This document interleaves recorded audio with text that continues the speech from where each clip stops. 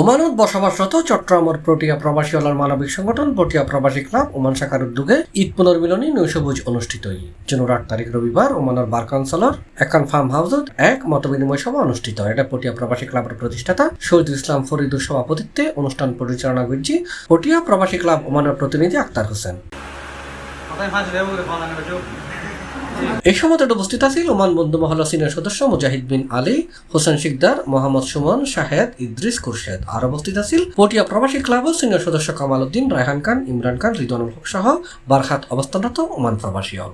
এটাতে শুধু বন্ধু বান্ধবের মধ্যে যারা আমরা আড্ডা দিই তাদের প্রতি সপ্তাহে অনুষ্ঠান হয়। আপনারা অবগত আছেন, ফেসবুকে আমাদের পেজ আছে। আর আমাদের অনেক বন্ধু মহল দিন দিন আমাদের সাথে সম্পৃক্ত হচ্ছে। আমরা চাই বিশাল আকারে পুরো ওমানে যত বন্ধু ছড়িয়ে ছড়িয়ে আছে আমাদের এই গ্রুপে সীমাবদ্ধ হবে।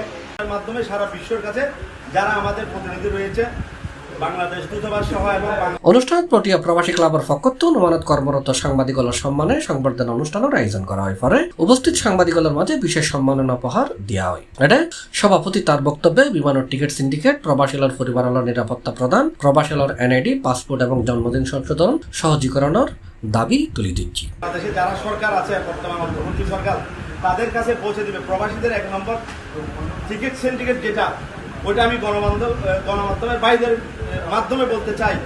আমরা ওমান থেকে গেলে 15,000 টাকা দিয়ে আমরা বাংলাদেশে যেতে পারি। আসতে হলে আমাদের 40-50,000 টাকা কেন দিতে হবে? রুট তো একটাই, বিমানের রুট তো দুটা না, কেন দিতে হবে? এই টিকিট সিন্ডিকেট আপনারা যারা এখানে গণমাধ্যম বাইরে রয়েছেন আপনারা আমাদের পক্ষে এই কাজটা করবেন।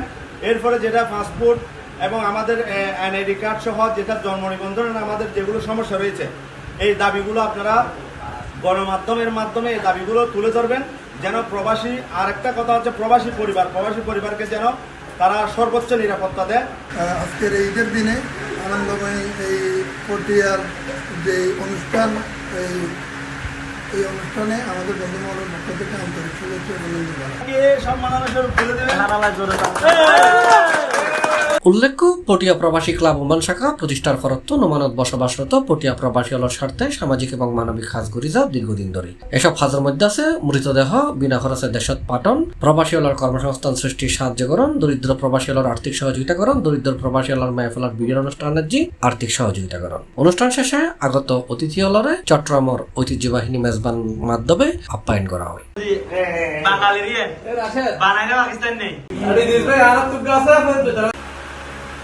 C+ TV Chittagong.